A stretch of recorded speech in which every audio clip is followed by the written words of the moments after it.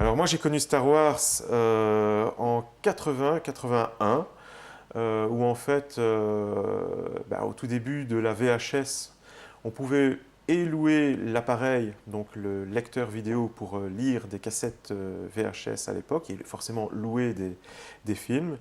Et mon père à l'époque avait loué ce lecteur de VHS avec quelques films dont Star Wars.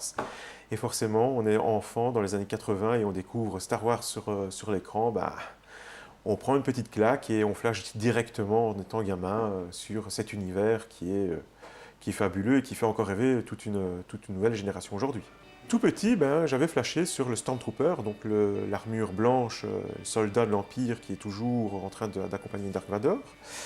Et j'avais toujours cette volonté de posséder cette armure blanche, parce que ce personnage m'avait fortement inspiré à l'époque.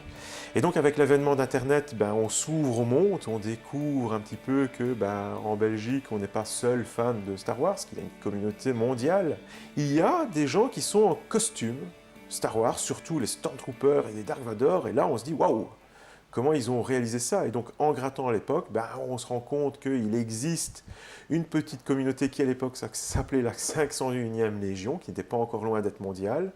On commence à rentrer en contact avec ces personnes qui, de fil en aiguille, nous montrent comment pouvoir avoir certains costumes. Et donc, des Européens à l'époque ont commencé à acheter ces costumes aux États-Unis, à les importer ici, à commencer à les porter dans des sorties de films qui étaient ici en Europe. Et bon an, mal an, a fait que la petite rivière est devenue un grand fleuve et que maintenant, en Belgique, aujourd'hui, je suis à 60 membres dans le club.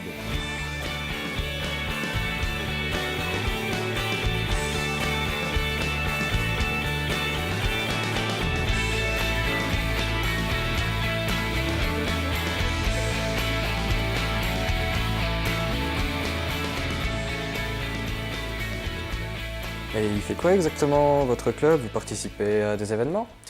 Alors, l'activité principale de notre club, c'est forcément d'avoir des membres qui sont en costume. Donc, la vocation première, c'est forcément d'être fan de Star Wars, c'est irrévocable.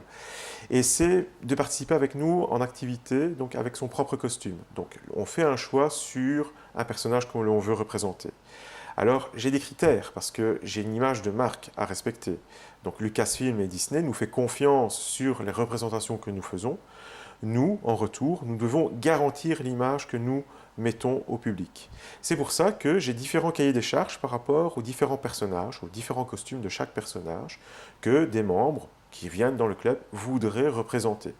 Alors forcément, si j'ai quelqu'un qui désire faire Dark Vador et que malheureusement cette personne mesure 1,60 m, je vais devoir dire à cette personne que ce n'est pas possible, parce qu'un Dark Vador doit faire au minimum 1,90 m.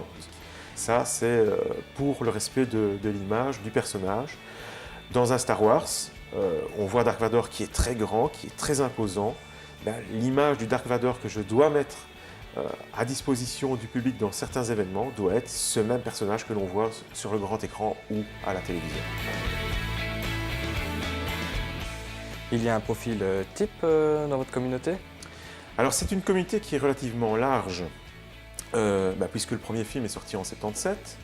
Alors forcément, on a une première génération que je qualifierais des années 80, on a une deuxième génération qui arrive début des années 2000, et maintenant on a une troisième génération avec la nouvelle série de films qui sort grâce à Disney.